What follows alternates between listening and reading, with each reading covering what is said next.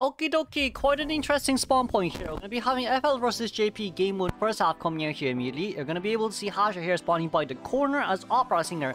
Meanwhile, for the survivors, we're going to be mainly looking at that Embalmer spawning by 2-story and, of course, Patient in middle. For a first officer by the left hand side, and of course, the aeroplane is in shock. A little bit hard to play here. I don't think it's easy to get a tie here, I won't lie. Because, like, unless you're able to get anything from... Unless you're going to be able to get anything from first officer, I think everything else is quite hard. And of course, from aeroplane's side as well, aeroplanes can get towards 2-story immediately too, just by one hover. So there's going to be a lot to keep in mind right here. What is going to be more important is who's actually going to be the one bringing Windows speed boost and tie turner. I personally do think it's going to be the aeroplanist, but we are going to have to see as well whether it's going to be the patient. Like, they could all just decide not to bring borrowed time. Yeah, they could just all decide not to bring borrowed time and see how it goes really. But JP, FL, I wouldn't say amateur team. I would say, IVT team versus professional team right here. It's gonna be a bit hard. I guess, for Hash to be actually able to get much here. Survivors actually didn't choose bad. Even if the Embalmer gets chased there first, wouldn't be too much of an issue. There.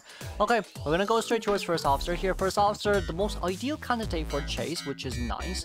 Now, we did manage to get at least the pocket watch out, but even if we do get the pocket watch out here, it's not gonna matter much because she's gonna be decoding at a 7% buff. And Opera Singer, once again, she's going to be very afraid of that, isn't she? The Cypher Rush is still insane. Now, I mean, seeing Opera Singer after enough, they can really rush her. Which is scary. Now, they can't rush in rank, but they can rush her in tourneys. Let's just say it this way. She's still stupendously strong in rank. Simply because of the fact that there's no voice comms against her.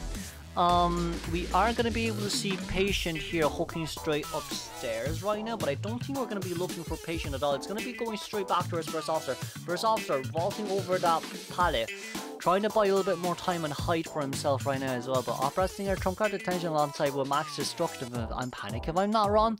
Going to be looking for First Officer here once again. That's going to be an immediate character change. And I do think FO is probably not coming back. Is he coming back? If he's coming back, it's a little bit hard here for FO. But Hasha's... Well, oh, yeah. Please.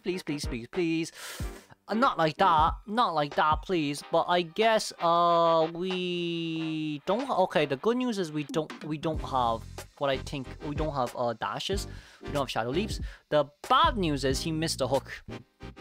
I don't know whether that's a good hook or a bad hook, but it's a hook. It's a hook, I guess. Patient, Windows speed boost, trying to get away from this area as much as possible. Asha deciding not to wanting to use the attack animation here, but catching him immediately instead. That's going to be normal hit and no pallet speed boost. We can blink in, jump down. We can probably we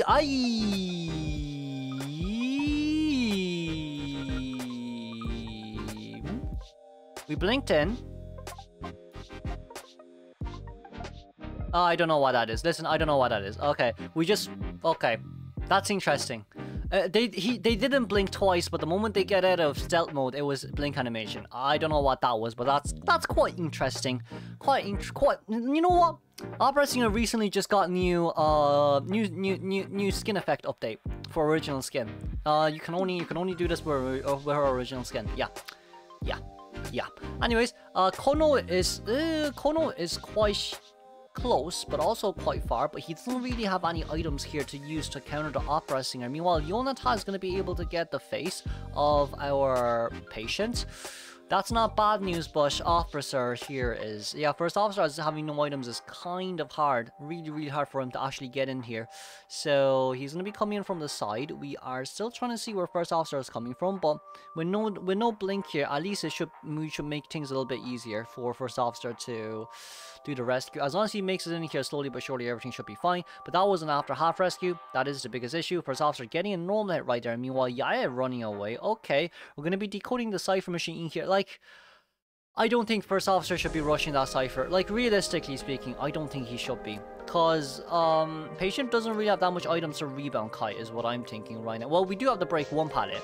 Patient is rebound kiting there. Never mind what I said. Sorry, Yaya. I'm very sorry. Patient is rebound kiting now somehow. No, Patient. we TP'd. Okay, yeah, patient isn't rebound kiting anymore, and you have a first officer very closely towards that cipher machine that can be found immediately. But the good news here is all last 4 cipher machines are 60% on average. No, they're 70% on average. They're 70% on average, so it's not too bad. It's actually not too bad here. First officer getting up. Middle cipher machine at 70% just stopped. Yeah, I mean, if it's going to be aeroplanist chase here, it shouldn't be... Oh, very nice pallet stun. If it's going to be aeroplanist who's going to get chased here, it shouldn't be too bad. Really shouldn't be too bad right now. But on Survivor side, though, aeroplanist doesn't have next hover ready, so we're going to be able to register to hit. First officer is going to be fully healed. Good news. Bad news, I guess, is Arrow is... Oh, Arrow is barely. Ah, we're back towards the pallet. Ooh, okay, never mind.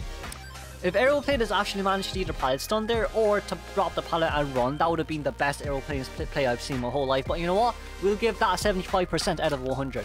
We'll give that 75% out of 100 there. That's still a very good play. Still a very good play. If he can manage to get the pallet down, I'll give you 120% out of 100. But that's only worth a 75% right now. We do have Embalmer nearby, but Embalmer... okay, good news is that... Good news is... No, there's no good news because Embalmer has a flywheel. This one! Very nice flywheel, but Blink is ready. Only issue is Blink is ready. Can we get a coffin down? We need to get a coffin down. We aren't even blinking. Oh, we got a coffin down. Okay. Okay, at least we got a coffin down, but that's an after-half rescue. The only issue is that's an after-half rescue. So Embalmer is going to be needing that body block as much as possible here. First officer trying to finish off that 60% cipher machine. We can guarantee a one-man escape at least, but we're buying time. Oh, that's a nice hover out. That's a really nice hover out. We're back to where we started. Blink it in. Yeah, that's the issue, eh? That's the issue, eh? But at least the cipher... Okay, that animation again. At least the cipher machine is at like 80% here. So even if Embalmer doesn't have borrow time. Oh, that is quite bad. Bomber doesn't have borrowed time. You don't want to pop the cipher machine.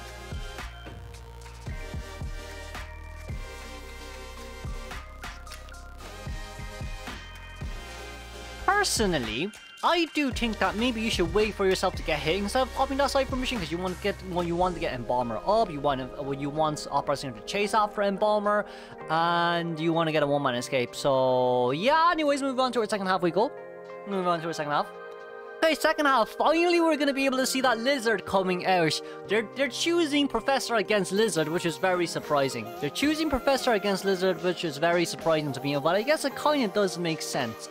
It kind of does make sense as well. Especially Lizard's long attack animation is so predictable. But it also gives you movement speed boost if you do bring Impulsive as well. But I guess, yeah. I really guess, yeah. Molly here is going to be spawning by... Moongate. Meanwhile, we are going to be able to see that first officer in middle. I forgot the rest, but I think Acrobat was in Shack Cheerleader 2 story. And of course, Emko, our professor in what again? On the right hand side of it all. For Molly, if Molly can get a 4-man elimination here, it'll be great. I do think I am looking forward to this. This is Lizard after a buff. This is a dream gameplay right here. Lizard right after a buff. We're going to be jumping over immediately, looking for the nearby survivors. First officer went upstairs, jumped back down, and the only one who's actually confident in coding is the Professor. I'm more surprised we decided to use Professor against Lizard. Let's see how well Professor does against Lizard. But what I'm more intrigued about is, can we get a 4-man elimination round 1 as Lizard? Because there has been a lot of professional hunters practicing him. Whether or not this is going to work out is a really good question. But let's see here. We do decide to bring Blink for this one, and it's going to be my friend. We got the normal hit, Emko. Okay, but we still do have a chance here, I guess. But like, even if you do get that shell shock out, Blink is ready. So for Lizard probably wants you to... Yeah, Lizard probably wants you to do it. You can't Terror Shock him, which is a little bit unfortunate. But Lizard probably wants you to scale. Yeah, Lizard definitely wants you to scale. And that's going to be an immediate item refresh by the cheerleader. Wow. Okay. Okay, but Blink is ready. And your next jump is ready. You can just jump over. Oh, that's a brilliant jump. Blink. Beautiful. That's not a Terror Shock. Okay, it's a bit slower than I thought, but it wasn't a Terror Shock. So make sure our attention here with Claustrophobia, Rage, and Mischievous. Cipher machine wise, it's an 80-second down. But I do think that's also because you decided to play Professor. Well, Professor Cheerleader against Lizard could have worked if... Could have worked. I guess it could have worked. 35-second to 15-second cooldown on the scales. Could have worked, but...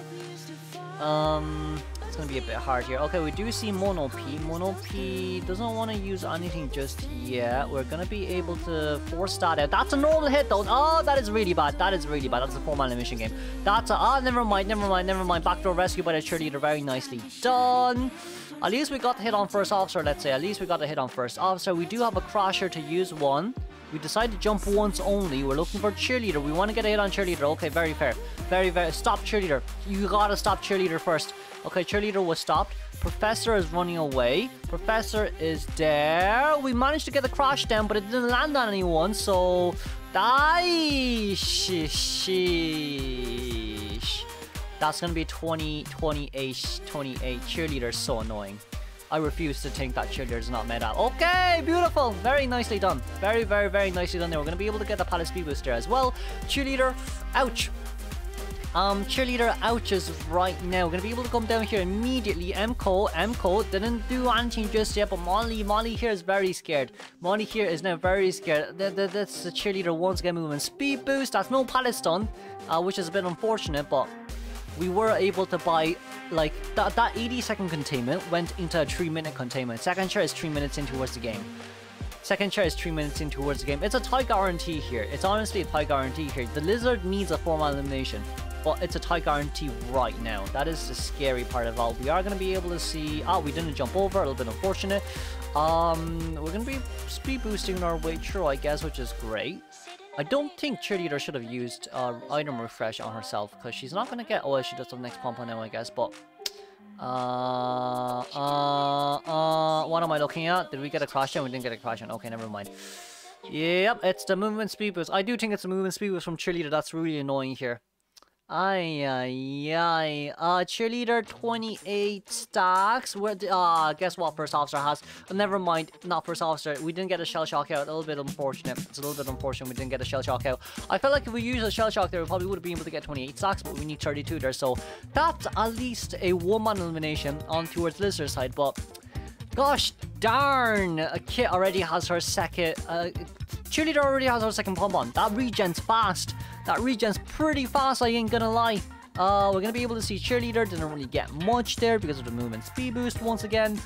This is a huge ouch moment. This is really a huge out. Maybe Peepers would have been... I won't lie, maybe Peepers would have actually been better here. But once again, we're gonna be able to do our jumps. That's gonna be another crash down. Cheerleader cheering away from the area. That sucks. Okay, we're still looking at cheerleader. Cypher machine currently at 70%, 30% remaining on the last Cypher. We're going to be able to get our jumps. Cheerleader going down. It's Acrobat coming to rescue, by the way, so we're saving first officer's pocket watch for endgame. Wows. Yeah, that's a huge wows, honestly. That's honestly a huge wows right there.